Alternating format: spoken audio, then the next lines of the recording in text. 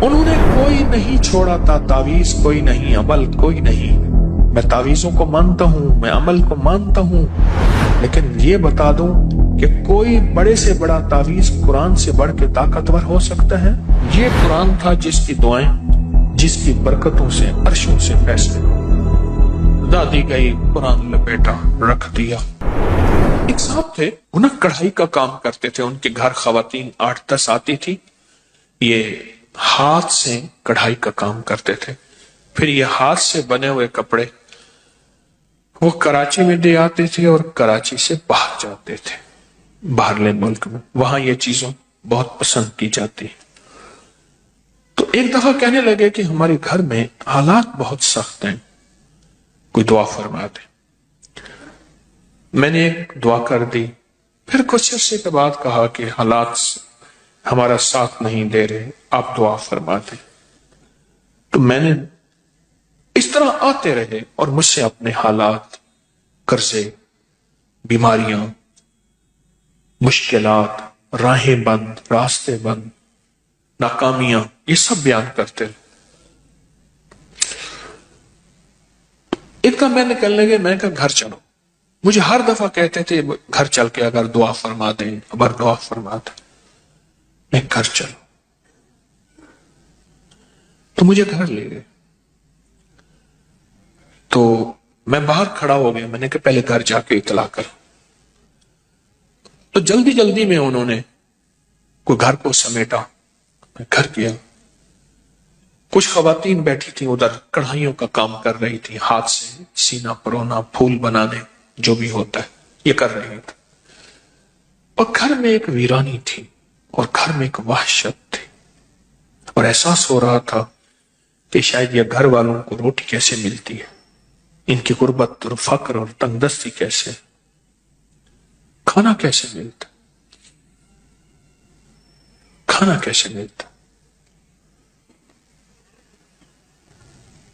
تو میں نے ان سے حال حوال پوچھے، تو ان سے کہا جی کاروبار ہمارے پاس بہت ہے، کام بہت ہے، ہم جاتے ہیں کراچی میں، بڑے بڑے تاجر ہمیں بلاتے ہیں، پیسے پیشگی دیتے ہیں، اور ہمیں کہتے ہیں مال ہمیں دیں، وہ کہتے ہیں ہمیں دیں، ہمیں بڑھا چڑھا کے قیمت دیتے ہیں، تو گھر میں کچھ نہیں بچتا۔ اور یہ جو خواتین آتی ہیں یہ لے جاتی ہیں، یہ روز بروز مالدار ہوتی جا رہی ہیں، اور ہم جو اتنا بڑا کاروبار کرتے ہیں، ہم روز بروز مقروض، فقیر، منگتے اور تنگ دست ہوتے جا رہے ہیں۔ تو کہنے لگے ہم کیا کریں، ہمارے پر مسائل ہیں، پریشانیاں،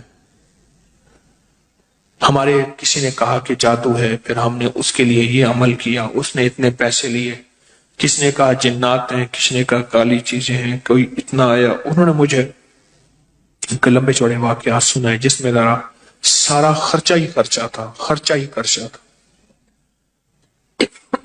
کبھی خرچہ کس نام سے، کبھی خرچہ کس نام سے، کبھی کس نام سے، سارا خرچہ ہی خرچہ تھا۔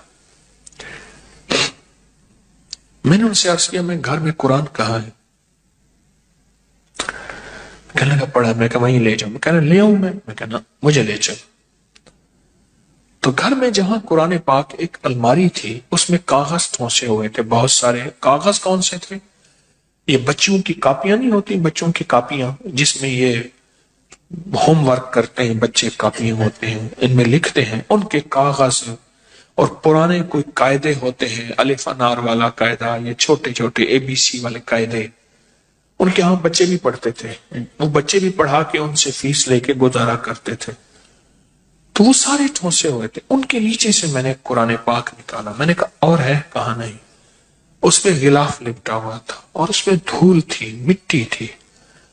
میں نے نکالا قرآن پاک، اور میں نے کہا میں نے آپ کے تعویذ نکال دی۔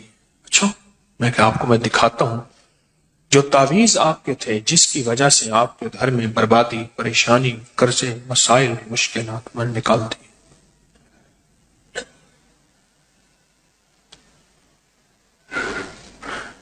میں نے وہاں بیٹھ کے قرآن پاک کھولا، اس کا جو غلاف تھا اس کو بہت جھاڑا، اس میں سے مٹی نکلی، اور قرآن پاک بول رہا تھا یہ پڑھا ہوا ہے، قرآن پاک بول رہا تھا یہ پڑھا ہوا ہے۔ قرآن کے ورق بولتے ہیں ہم پڑھے ہوئے ہیں،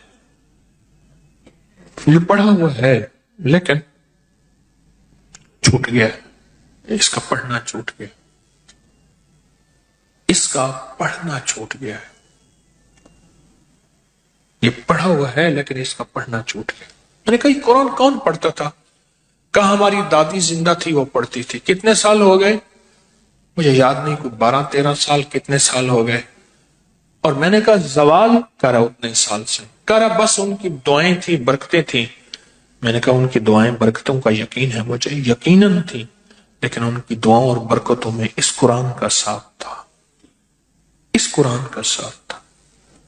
اور یہ قرآن وہ پڑھتی تھی، کہنے لگے آپ کی بات ٹھیک ہے، یہ قرآن تھا جس کی دعائیں، جس کی برکتوں سے عرشوں سے فیصلے ہوتے تھے۔ دادی گئی، قرآن لپیٹا، رکھ دیا، اور گھر کے اندر کوئی قرآن کو اٹھانے والا نہیں، کوئی قرآن کو پڑھنے والا نہیں۔ اس نے کیا کیا؟ اس نے قرآن پڑھنا شروع کر دیا، ان سب نے پڑھنا شروع کر دیا۔ کچھ عرصے کے بعد مجھ سے کہنے لگے ہمارے حالات بہتر ہو رہے ہیں، حالات بہتر ہو رہے۔ پھر ان کا کاروبار اتنا بڑھا کہ خود جا کے کراچی بیٹھ گئے۔ یہاں سے مال بنتا تھا اور مال بنا کے کراچی میں خود وہ لیتے تھے اور خود باہر بھیجنا شروع ہو گئے۔